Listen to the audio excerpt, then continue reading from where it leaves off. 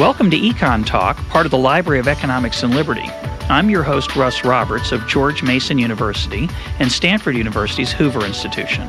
Our website is econtalk.org, where you can subscribe, find other episodes, comment on this podcast, and find links and other information related to today's conversation. Our email address is mail@econtalk.org. We'd love to hear from you. Today is February 18th, 2011, and my guest is Freeman Dyson. Professor Dyson, welcome to EconTalk. Thank you. You've written in praise of heretics.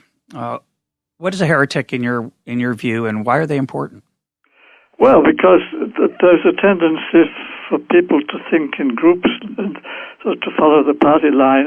Most of the time, we're sort of happy going along with what other people are thinking, and it's very often what other people are thinking is wrong. And so if you're a heretic and stick out for something unorthodox, you have a chance to do something important. You said that most people are comfortable going along. That's not the impression I think that most people have of scientists. I think we have a romantic vision of scientists sitting in a laboratory seeking truth. Why do you think there's groupthink in science? Well, I see it all around me. I mean, and I'm a victim of it myself. I mean, especially in astronomy, because sort of the universe is far away and long ago, and you have all sorts of pictures about it, what we call models, which are descriptions of the way we think it is. And, of course, they are hopelessly oversimplified, but still, it's nice to have a model, to have some picture of what it is you're talking about. So people just tend to believe their own models after a while, and lose the awareness that the model may be very different from reality. Have you seen many cases in your experience where a scientist who's devoted a significant chunk of time and passion to a model say, it was wrong, I made a mistake? Oh, very often. I mean, that happens all the time. I suppose, particularly in astronomy, but because one of the famous examples was the drifting continent idea of what's his name, the German, you probably know him, the continental drift guy. Yeah, it'll come to me anyway. Yeah. This German in the 1920s propounded the idea that continents are moving around, and nobody believed it for a long time. They preferred to think of the continents as fixed, and for no particular reason except that was the majority view. Anyhow, turned out that after all they do drift, and we now measure it and know exactly how it happens. Well, it's a great example because there's one data point that's obvious to everyone, which is that it looks like Africa fits in nicely into the gap between South America and North America, but of course that could just be a coincidence. Yes, that was of course the starting point of the whole thing, yes.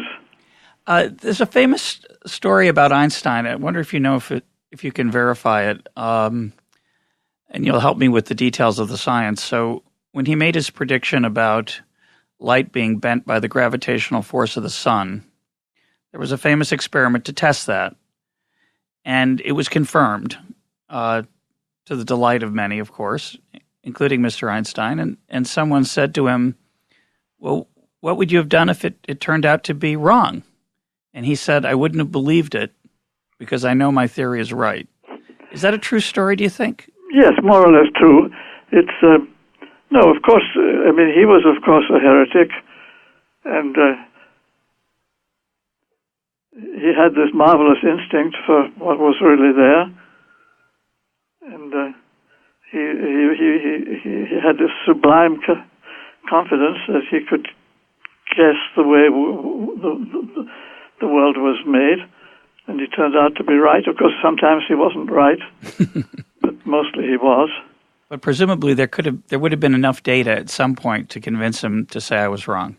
If he'd lived long enough, for example, maybe to see some of the things that prove some of his things wrong, his theories wrong.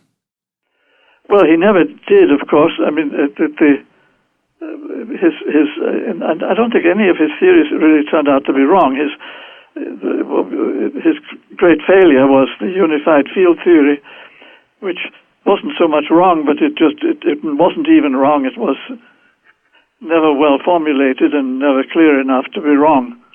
That's a great advantage to some theories. Yeah, well, for him, of course, it was a great disappointment.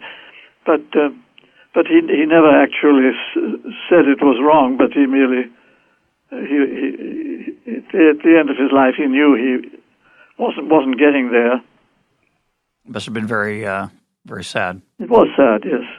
Could you see it? No, I didn't know. I didn't know him personally. Uh-huh.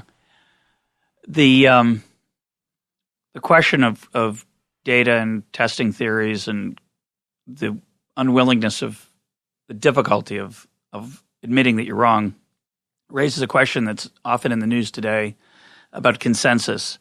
Is consensus a meaningful way to think about how science moves forward? What's the best way to think about it? No, of course, consensus does have a good meaning. When large numbers of people agree about something, that's a consensus. But it's not something that you necessarily believe in. Consensus may be right or it may be wrong. It's certainly quite real. And of course, in the example of climate science, which is sort of where this is an acute problem, the whole subject has become political, which makes it then a much more dubious undertaking, because so many people are in it for political reasons. And then, of course, the consensus becomes politically important, and that distorts the science in an unfortunate way. What do you mean when you say it's political?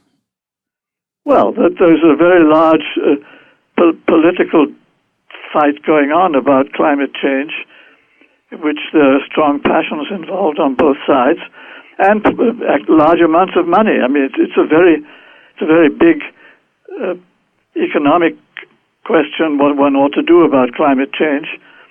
And there are very large numbers of people whose livelihood depends on keeping the public alarmed, and that's unhealthy. And they'd respond, I think, by saying, but there's a lot of people on the other side who have a big financial stake in keeping the public sleepy. Right. And that's true, of course. I mean, yeah. there are big financial interests on both sides. So how does a layperson, a non-expert, how do you evaluate those two sides? Well, I would say keep an open mind as far as you can. But that's true whether you're a scientist or not. It's always be skeptical. Don't necessarily believe because somebody's an expert that he knows what is true. And experts are usually experts in a very narrow field, and so they don't have a good view of the whole story. Yeah, my view is that sometimes experts are right and sometimes they're wrong. Right. Your continental drift story, plate tectonics, that's definitely an example. There's so many examples in medicine and science where a heretic on something like ulcers, continental drift, so many things is viewed as or in the case of economics, monetary policy, a maverick view is viewed as unacceptable and outside the mainstream until it turns out to be true. I'm going to read a somewhat lengthy quote from you of a few years ago, and I like it a lot because it captures what I see as the difficulties. The quote's about climate change, but I see it as a quote about economics and really any complex system where you struggle to figure out what the world would be like without the intervention that you care about or the change that you care about. So you have to have a model of the underlying reality, and we struggle to do that. So here's the quote. Quote, "When I listen to the public debates about climate change, I am impressed by the enormous gaps in our knowledge, the sparseness of our observations, and the superficiality of our theories. Many of the basic processes of planetary ecology are poorly understood. They must be better understood before we can reach an accurate diagnosis of the present condition of our planet. When we are trying to take care of a planet, just as we are taking care of a human patient, diseases must be diagnosed before they can be cured. We need to observe and measure what is going on in the biosphere rather than relying on computer models. Have your views changed since you wrote that? No, I think that's a fair statement. Yeah, no, I would stick with that. And how do you respond to the people who say, but there's a threat, and the natural, healthy thing to do is to reduce our risk and respond to it as best we can, even if we don't understand it perfectly? If we wait till then, it'll be too late. Well, no, that's not the choice you have. The choice. I mean, everything you do is risky. You don't just by trying to reduce the burning of fossil fuels. It doesn't mean you've got rid of the risk. You're merely taking different kinds of risk, but they could be worse. I mean, it could very well be that the welfare of the planet actually would be damaged by reducing carbon dioxide. We just don't know. And so what do you advise? I advise just waiting to see what the processes are until we understand well enough actually to take action where we know what the results will be. Well, there are certain things you can anyway do, of course, which make sense. And undoubtedly, a lot of the actions we could take are just using less energy or using energy in a less wasteful fashion. That's good no matter what, and so there's a great deal you can do. But the real question is whether you put a price on carbon which makes the poor people poorer and enriches the people who have solar panels on their roofs.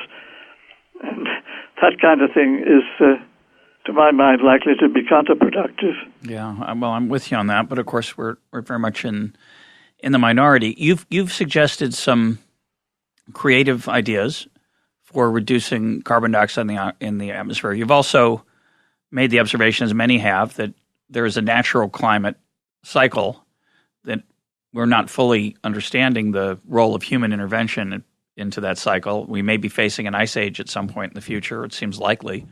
And it may or may not be possible to avert that with human intervention. But you've proposed a lot of creative ideas with tree planting and topsoil and other ideas, as have some other scientists. Does anybody take those seriously? Do they get a hearing?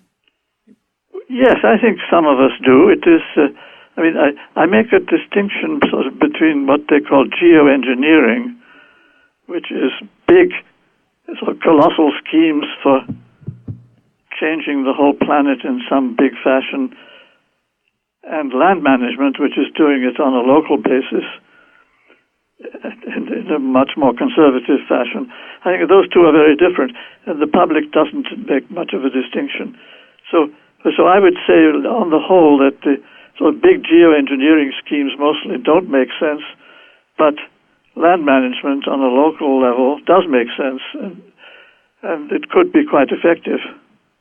I was just reading an interesting piece called Growing Cows on Grass, which is about the sort of ecological benefits of growing cows on grass as opposed to growing corn and feeding the corn to the cows in feedlots. And that actually can make a big difference.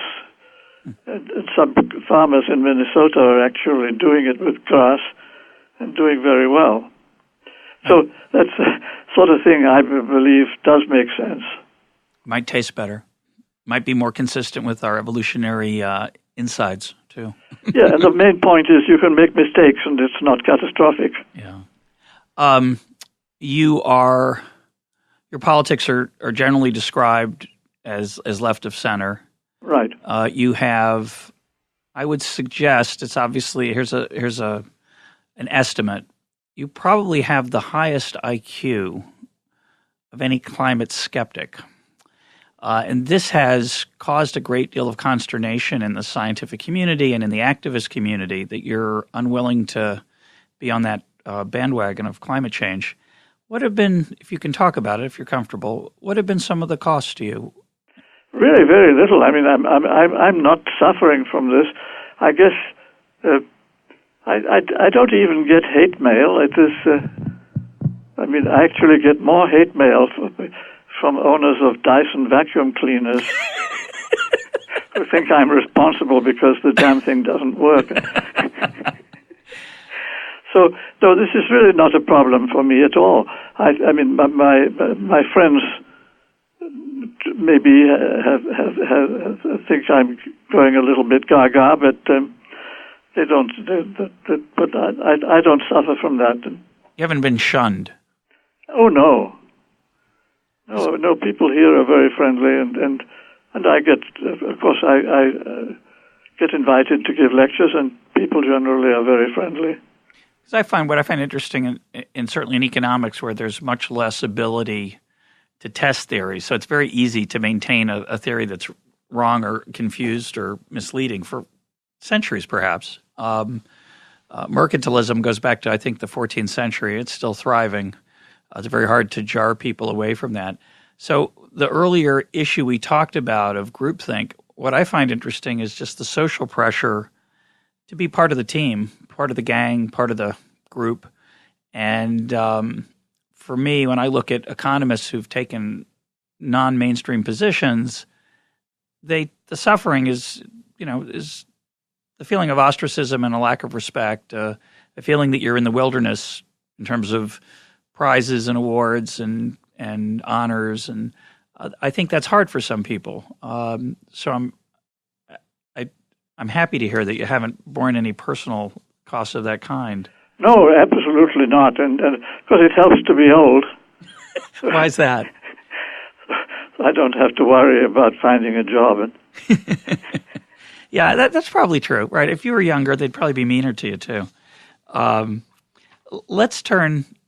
Let me ask just one more last question on climate change. Do you think we're going to come to a different viewpoint? Do you think there's going to be some evolution in how we consider this issue? Do you think more data will come in? And yes, I've seen it change so many times in my own lifetime.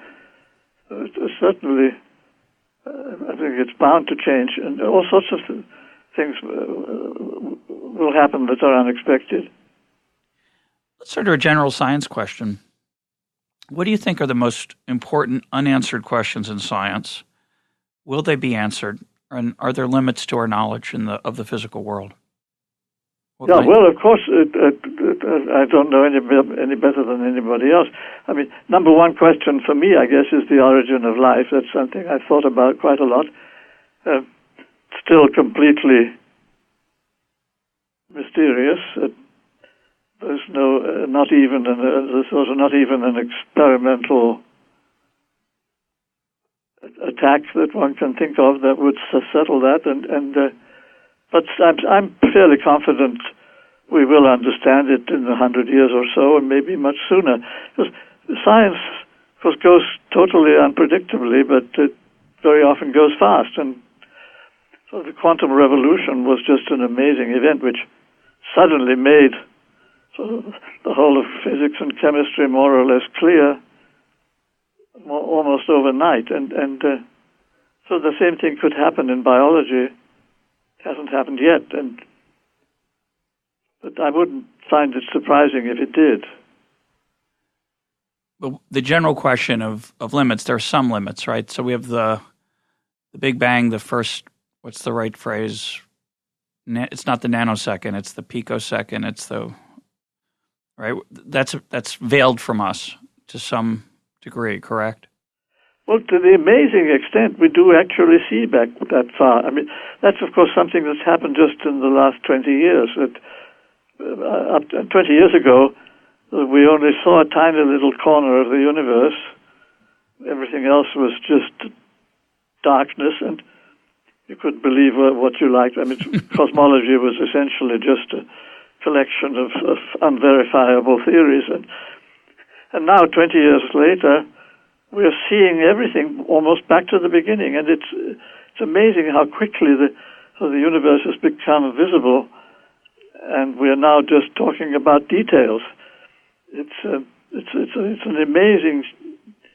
amazingly rapid change in our whole view of the universe. And so I've lived through that and many other things of the similar kind. Why did our view of the universe, what changed that allowed us to see so much more? Well, mostly just new tools. And of course, the most important tool in a way was the computer. That suddenly we are able to handle big amounts of information cheaply. That makes a huge difference. So in almost every branch of science, certainly true in genetics, it's true in astronomy, it's true in chemistry. That quite suddenly you can grasp very complicated processes and actually see what's happening in a way we never could even 20 years ago. Well, let's talk about the origin of life for a minute. What do you mean when you say it's unanswered? I think most people assume that we have a pretty good scientific understanding of the origin of life. So what do you have in mind? Well, who says we understand it? I don't know. I certainly... Every school child in America. No. And every biology teacher. There was a soup, and after a while there was some maybe lightning, and then there was amoebas, and then there was fish, and then you got birds, and then they got people. What's the mystery?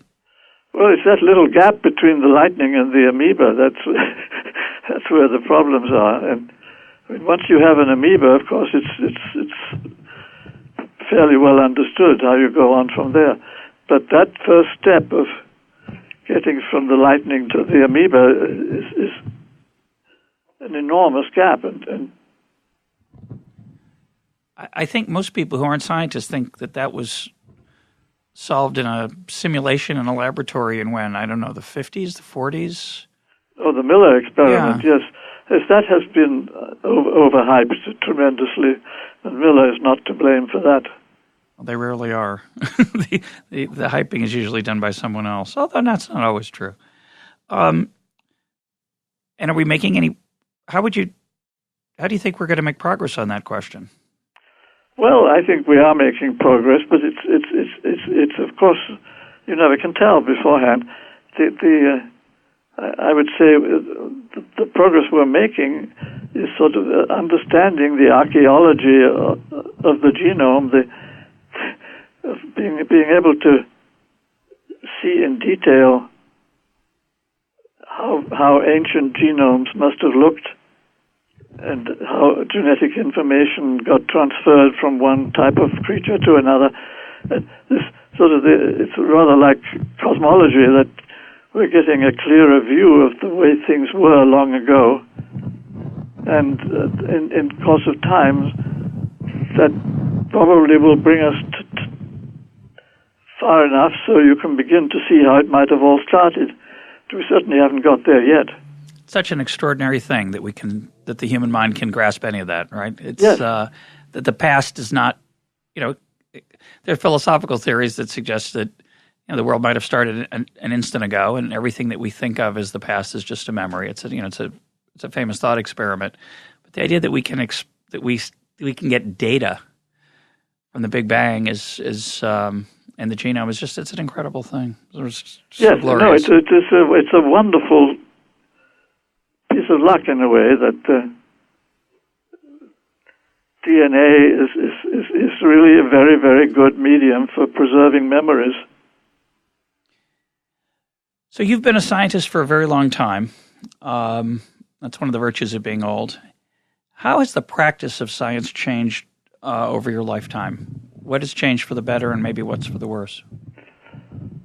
Well, of course, what has changed for the worse is we don't know each other anymore. It was when I got into the game, it was still true that the whole community of physicists was small enough so that you practically knew everybody, and you could read the physical review and the proceedings of the Royal Society every month, and that was it. And so you could keep up with the whole of physics at least. And that's not possible today. There are now at least 10 times as many people and probably 100 times as many journals, and it's the proportion worth reading probably has gone down a little bit. Yeah. No, nobody reads the journals anymore anyway. Of course, everything is on the web, and that's an advantage too. You can actually access the information more easily now than you could then. Only there's so much more of it that you still are stuck. But anyway, no, I suppose that's the major change, that the field, almost every field of science has become more specialized, and it's harder to keep up with what's going on in the whole subject. But on the other hand, it's wonderful, of course, to have friends all over the world on the internet. And email is, I think, has been a huge plus as far as I'm concerned. That I have friends all over the world, and we really stay in touch. What about the role of money?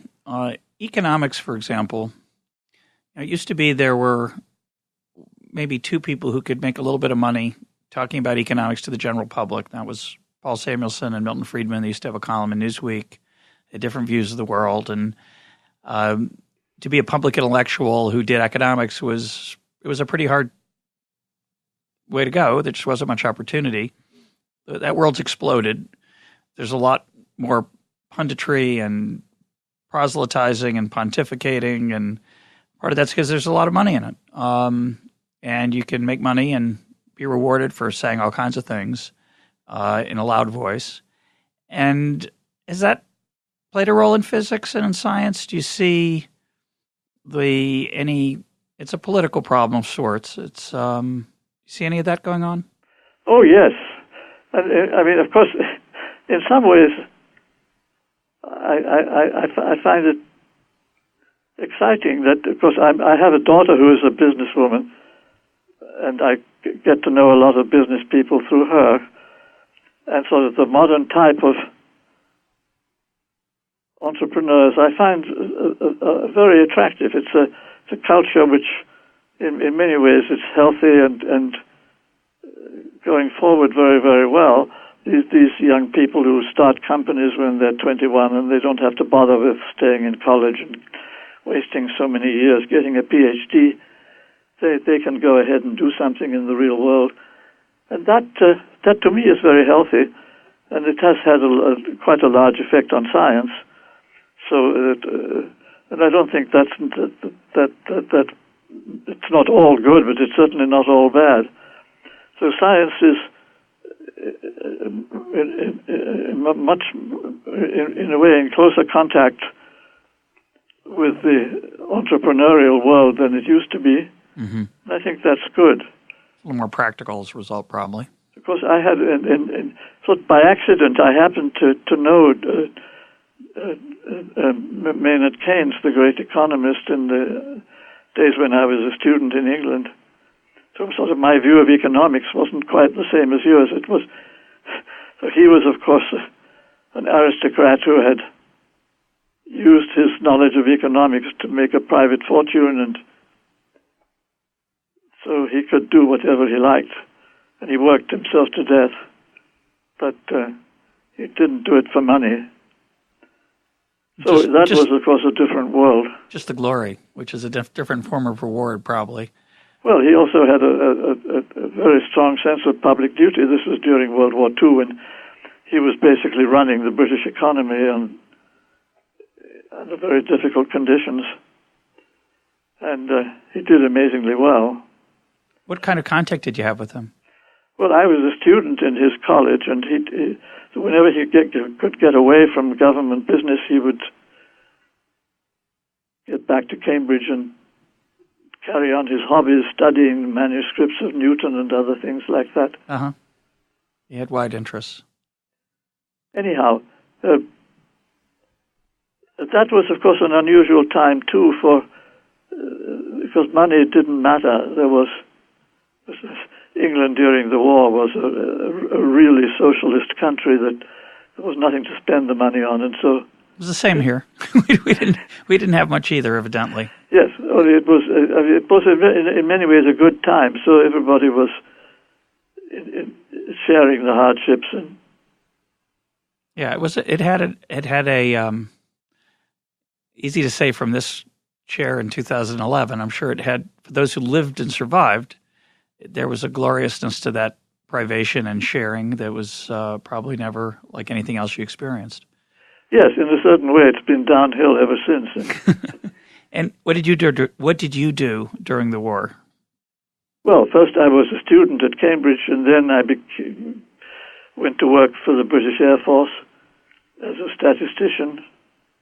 And so I was only in the war for the last 2 years. A lot of smart people helped out through their knowledge of statistics. Milton Friedman did the same thing. To shift gears, you've done some very interesting speculation on space travel. Tell us of what some of your ideas are in the past and what you're thinking now. Yes, well, I make a sharp distinction between space science and space travel. I think it's very important to keep those separate.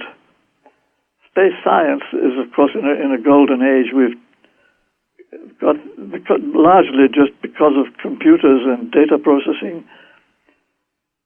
Unmanned missions can do an amazing job of exploring the universe, and so we're doing marvelously well with exploring planets and exploring the sun and exploring the universe, also with ground-based telescopes, but particularly with space missions.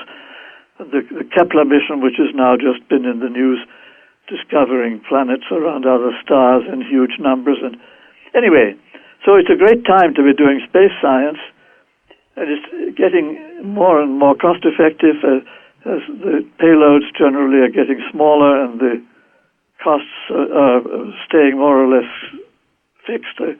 The annual budgets haven't changed much for the last 10 years. So that's an enterprise which is doing extremely well. And then on the other hand, there's space travel, which is humans in space, which has been in the doldrums now for the last 30 years, which ever since Apollo we've not been doing much, and it's been wasting a tremendous lot of money flying little shuttle missions around the globe, going up and down and up and down. And nobody really knows what these missions are doing except just keeping the thing going. It's a welfare program for the aerospace industry. Yeah. So the question is, what's to happen with that? And so that's where all the public debate is, rightly so. We would like to have a space travel program that actually involves some real progress. Some space travel. Actually going someplace, yes. And so the question is, what can you do? I think we ought to be concentrating much more on reducing costs. That's the basic problem is just that you need something like a factor of 100 in cost before space travel can be a sporting event that involves lots of people, not just a few billion-dollar missions. So I think we could do a lot better by finding cheap ways to launch payloads into space, finding cheap ways to travel. But of course, to some extent, this is happening. Just in the last few years, the private space companies have started actually doing things. There's been the Falcon rocket, which has been a big success. And so there's a good chance that the private companies will, in fact, beat NASA by a factor of 10 in costs or something of that kind, which would really make a difference. So I think this is something I find very hopeful. It's not yet proved that they can do it. In the political realm, there's a certain tension between an aversion to risk, which is, as we get wealthier, we get more risk averse. We also can afford to do bigger things, but that risk aversion is growing at the same time. So no politician wants to kill a lot of people or be seen as responsible for it. So I think that's part of the problem, but it is an interesting question. What do you think would be the impetus for recreational space travel? What do you suspect is the reason that people would want to? We understand why people go to exotic places on Earth. The exotic places that within reach of even advanced technology are a little bit barren. So what do you think would be the appeal of it? Well, of course, everybody's different. But I happen to be a friend of Charles Simonyi, who went up twice, and he's as a tourist. He happens to be the chairman of our board of trustees, so we see him quite frequently. And so I went to Baikonur in Kazakhstan last year, in 2 years ago, to see him launch, and it was delightful to visit Baikonur. Because the Russian space culture is very different from ours. They take sort of a much longer view. They think in centuries when we think in decades. And in Russia, it's a very ceremonious enterprise. When they have a launch, the whole town comes out on the streets to watch the cosmonauts walk by, and they make a public declaration in the town square to say they're ready to fly, and the mayor and the officials of the town are there to make speeches. Then they all parade to the launch site. So it is a public ceremonial, which they're very proud of, and the whole town is full of memorials to people of past heroes, and to be a cosmonaut is sort of more a vocation, not just skill. And anyhow, it was nice to see that.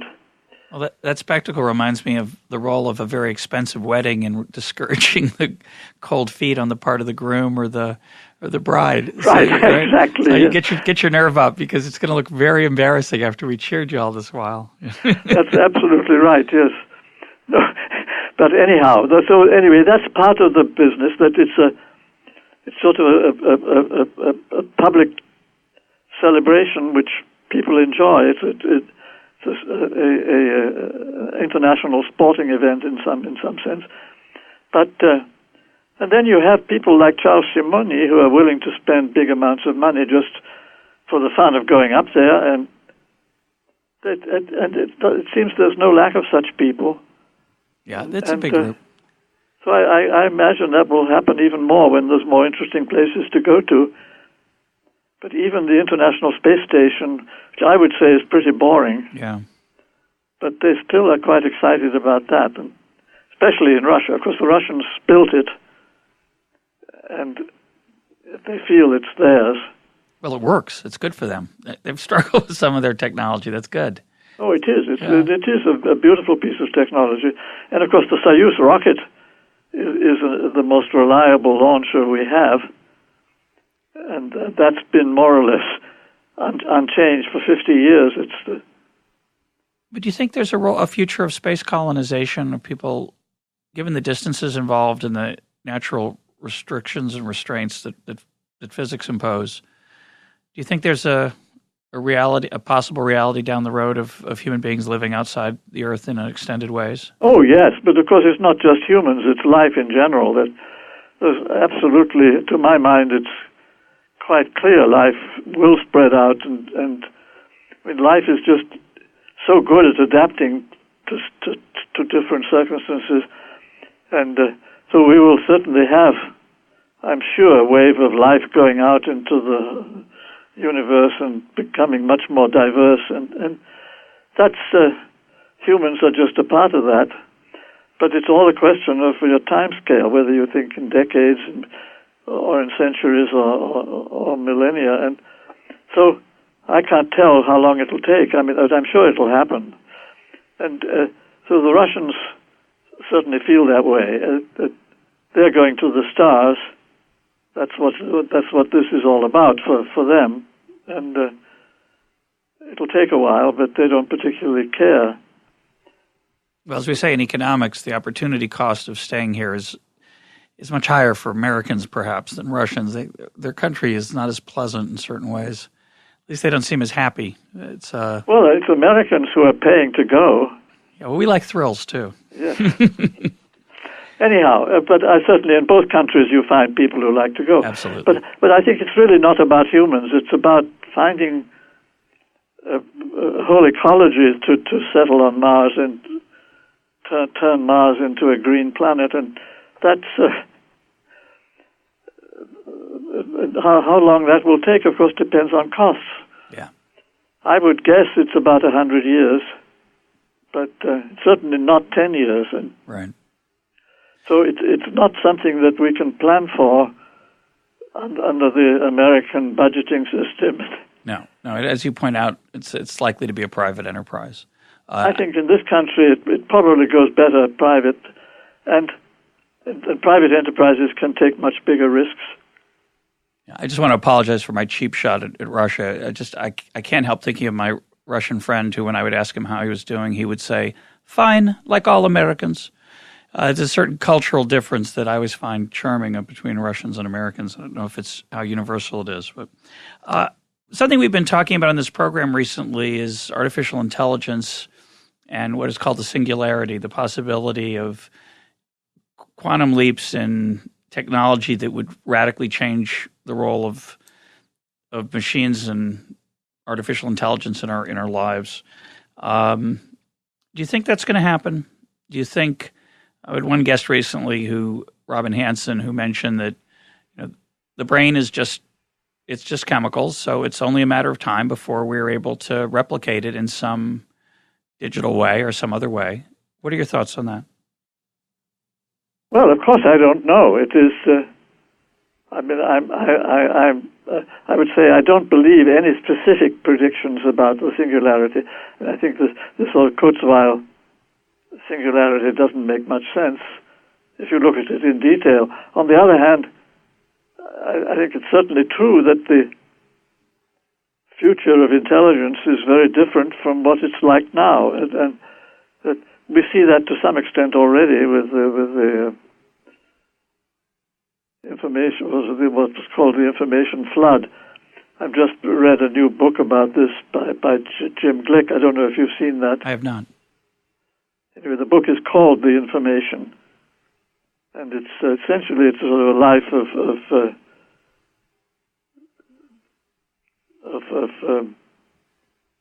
I've reached the age where names are a problem, but anyway, it's. I've reached that age too, just a lot earlier. It happens. Anyhow, but I recommend the book. It's about the flood of information which has changed the world, particularly in the last 20 years, and it's going on, and it certainly will have transforming effect. There's no doubt, and collective intelligence is going to become more and more powerful, and it's a question: how do humans adapt to that? And so we shall see. I'm sure there will be radical changes. Only I don't think anybody's clever enough to see how it's going to happen. Just curious, how widely do you read? What do you read, and how has it changed over time? Do you stay mostly in science? Or do you read? How widely does your interest go? Well, I would say what I'm spending a lot of time on is writing reviews of other people's books, and I depend on the New York Review of Books to send me things to review. So they decide what I should read, and that's more or less what I do. I'm a fairly slow reader, so most of the books they send me are sort of peripherally about science, but not entirely, and so I'm quite happy with that. I suppose one of the books I enjoyed the most was a thing called The Age of Wonder, which I wrote a review of, which was a book about the sort of the turn of the 18th century, the age of the Romantic poets, which was also the age of the Romantic scientists. Yep. And a most interesting period of scientific history, which, anyway, that, I suppose, was one of the most memorable books I've read recently. Do you read outside of science? Do you read any fiction? Sometimes, but not. I say not recently. You write very felicitously for a scientist. I was wondered if you'd learned your craft from that as well, from fiction. Well, certainly I learned. I mean, as a kid, I learned the craft by having to write essays. I think that's something that I'm very grateful for, that we had to write an essay every week when I was in high school, and I really enjoyed that, and we took it seriously. The school teachers read the essays and criticized them. So that was probably the most valuable part of my education in a way. Didn't seem so at the time, no doubt. No, it did. I enjoyed it a lot. Really? And That's good. I had nothing but contempt for the science that we were being taught. And, why is that? well, because we knew more than the teachers. And why was that? Well, that was natural. I mean, science is something young people can do well with. Literature is something they could teach us. And, how old were you when you're thinking about this time? well, that's sort of when I was a rebellious teenager, which I guess 15 or 16, that kind of age. Uh-huh. Did you tell your teachers you knew more than they did? Well, they understood that. I don't think we needed to say it. Okay, well, different question. Over the last 300 years or so, the influence of science has grown in its prestige, and there seems to be less room for religion among the highly educated. What are your views on religion and science and where that might be headed? Well, of course, I've said that many times, that I think there's lots of room for both. And in fact, a lot of my science friends are also religious in one way or another and belong to churches, or some of them are Orthodox Jews. And of course, Abdus Salam was an Orthodox Muslim.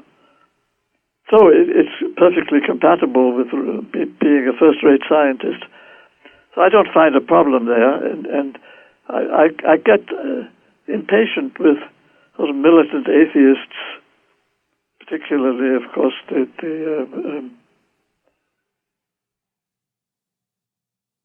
Dawkins, who is sort of telling all the young people that they have to choose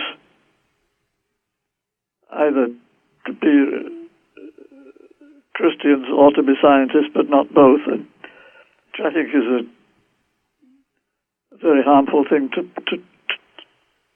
tell them. At least it's harmful if they believe it.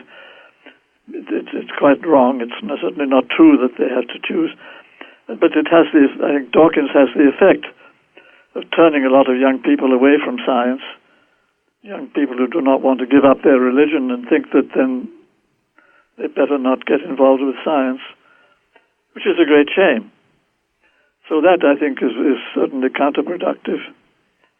So I would say I'm very tolerant of everything except intolerance. That works on both sides. I'm against intolerant religion, and I'm against intolerant science. You've made many contributions to human understanding across many, many fields. Are there some that stand out for you as special or that you're particularly proud of, looking back?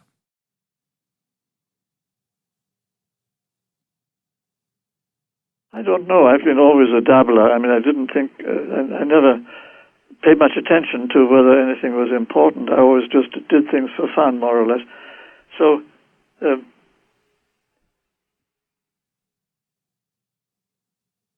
I suppose. Besides the vacuum cleaners, I'm just kidding. We know you don't have anything to do with this. No, I think in some ways what I'm most proud of is still getting emails from young people who read my books. I mean, that to me is a tremendous joy, and that the books which I wrote 30 years ago are still around, and young people still read them, and they write to me telling me that it made such a difference that they realize that their problems are not just theirs alone, and so I'm very proud of that. I think that to be able to to write a book that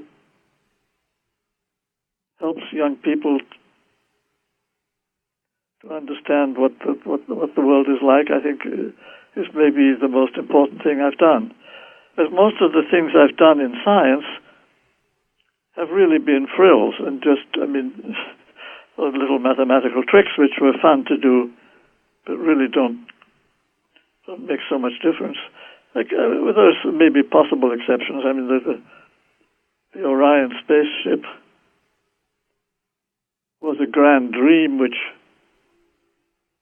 in some ways is something I'm very proud of, that although it never happened, and I don't think it ever will happen, but it enlarged the imagination to some extent. So I'm proud of that. That wasn't my invention, that was Ted Taylor's invention, but I was proud to be involved with it. What was that? What is that? This was a nuclear bomb-propelled spaceship, which was sort of the competition for the Apollo program. Instead of using chemical rockets, to use nuclear rockets to explore the solar system. And technically, it could have worked, and we would be far ahead of where we are now. I mean, we were planning to go to Mars in about 5 years, and that was in the 50s. So it was beating Werner von Braun at his own game, and it all depended on using bombs. And it was, of course, in addition to that, it was a wonderful way of getting rid of the bombs. That each mission would use about 2,000 bombs, so you could get rid of the whole stockpile in about 10 missions, and so that was an additional advantage. It was the only sensible way of actually getting rid of the bombs. And why didn't it happen? What stopped it? Well, simply the environmental problems. It was a horrible way of getting around, since you'd left radioactive debris wherever you went, and so it was. It certainly wouldn't be possible at all under today's rules. That was 50 years ago, so we were thinking differently about radioactivity. But anyhow, it became, while this was going on, Linus Pauling was campaigning against bomb tests, and Linus Pauling fortunately won. He persuaded the world that bomb tests were not a good idea in the atmosphere, because we depended on bomb tests if we were going to fly. So you describe yourself as a dabbler who did things for fun. I often tell students who are trying to figure out what they're going to do with their life that they should do something they love if they can find something that they love that can pay the bills. And there's a good reason to do something that pays the bills. It doesn't just mean that you're going to be comfortable. It means you're doing something to help others, or something that they value at least. Do you think that's good advice in general? To dabble in the things that you love? Well, I think you need both. You certainly should have as Einstein said, it was actually an advantage to work at the patent office and be able to do science in his spare time. In a way, that's the best situation to be in. So you're paid for doing something that's not too demanding, and then you have time left over for doing science. That's not so easy these days, but in many ways that was my situation, that I had this very, very convenient job at the Institute with a certain amount of administrative work. I had to take care of admissions and other things and go to committee meetings, and so my official job was really half-time, and the rest of the time I could do whatever I liked, or didn't have to be mathematics. I could also write books. And so I think that's on the whole the best situation to be in. And it's just possible. I have a daughter who is a medical doctor who has this arrangement that she married a medical doctor and they share a job. So each of them works half-time. It's spends the other half time with the kids, and that's, I think, a fair, more or less ideal situation to the problem of raising a family. If you can get a half-time job that pays for your groceries, have the rest of the time free, that's probably the best you can do. Now, you don't have a PhD, correct? Right. Now, how did that happen, and were there any costs or benefits to that? Oh, huge benefits. I think I saved at least 5 years, I would say. But no, the reason it was possible in England at that time, the PhD wasn't required. Lots of the leading English scientists did not have PhDs. PhD was something invented in Germany and was regarded with some suspicion in England. Unfortunately, that's now broken down, and now the English are just as rigid as everybody else. But I was just lucky enough I got through before it became compulsory.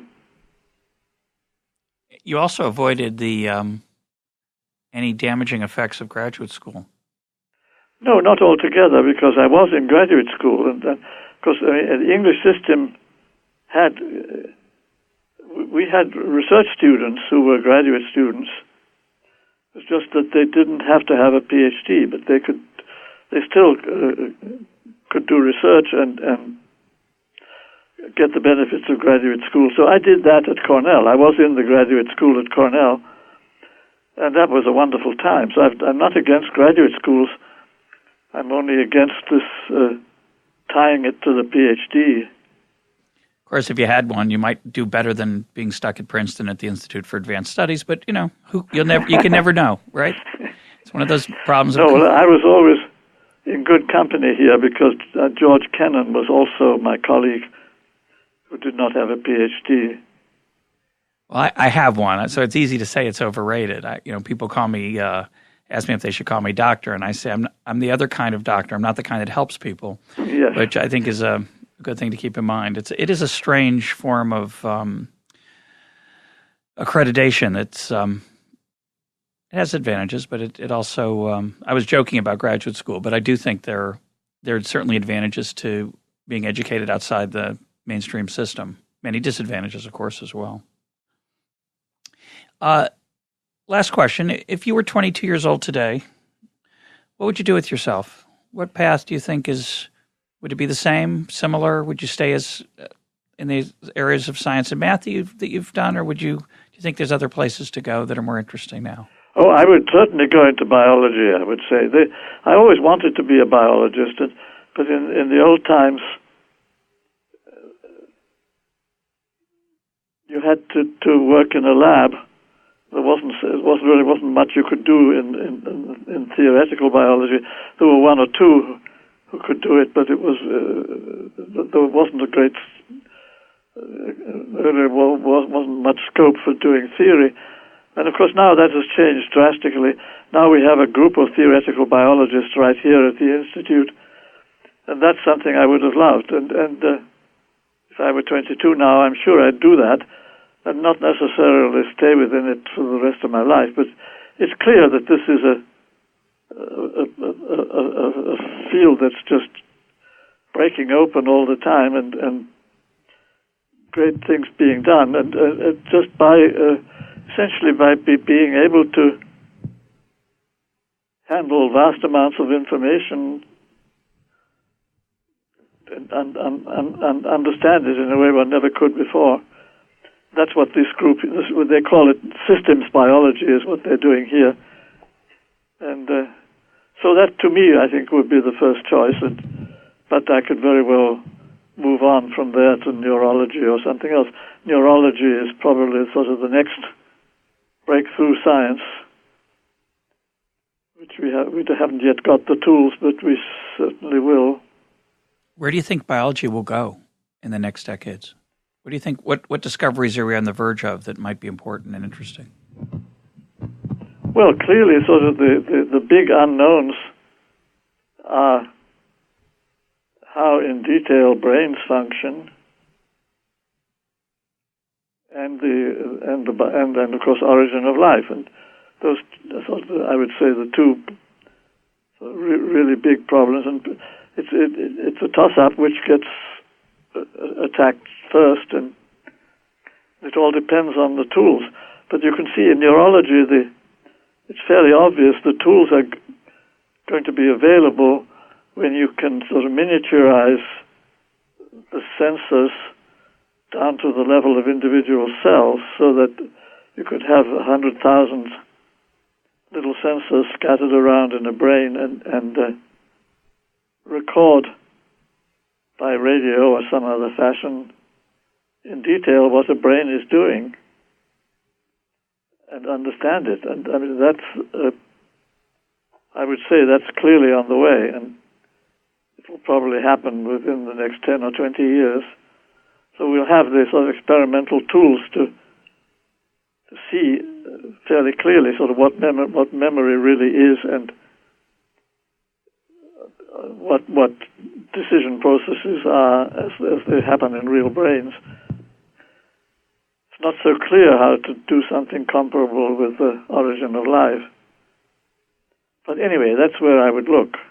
It's, to me, one of the most glorious and remarkable things about our scientific exploration is we look very far out and very close in, right? We look at the origin of the universe, and then we also look it down to the cell and the inside the atom. It's an extraordinary thing.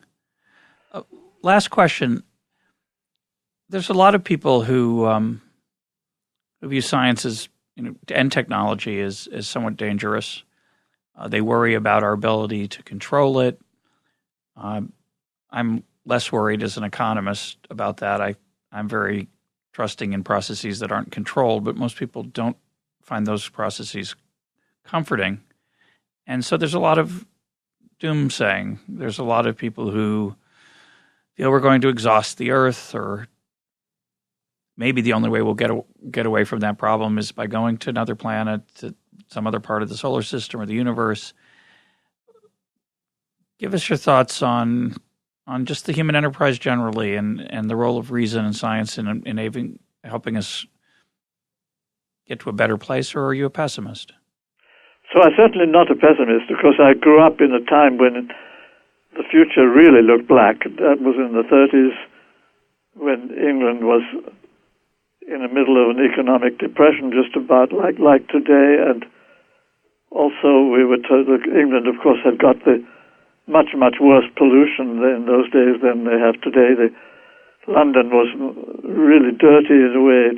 It's been now it's tremendously cleaned up, and so in all respects things are better now than they were then.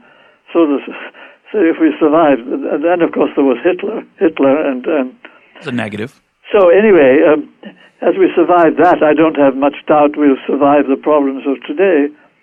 But in addition, I would say, to me, the most important thing that's happening in this century is the rise of China and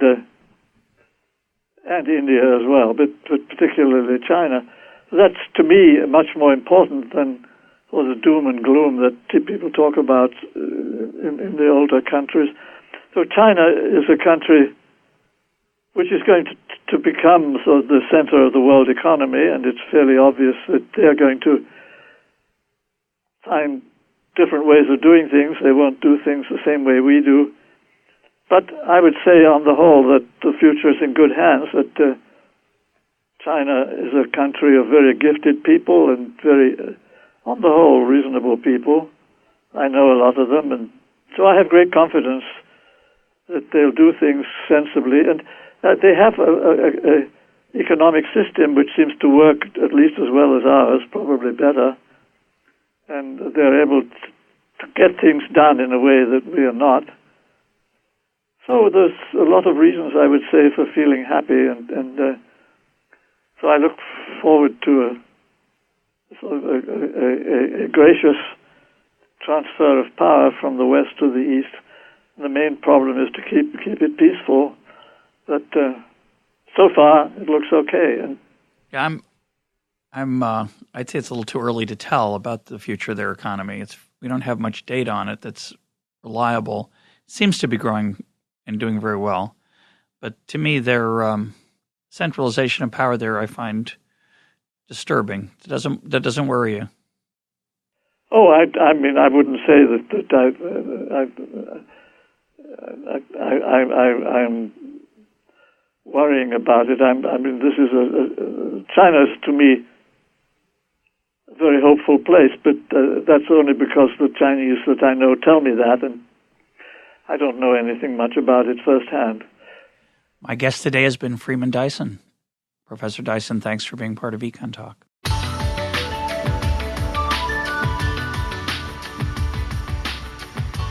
This is EconTalk, part of the Library of Economics and Liberty. For more EconTalk, go to econtalk.org, where you can also comment on today's podcast and find links and readings related to today's conversation. The sound engineer for EconTalk is Rich Goyette. I'm your host, Russ Roberts. Thanks for listening. Talk to you on Monday.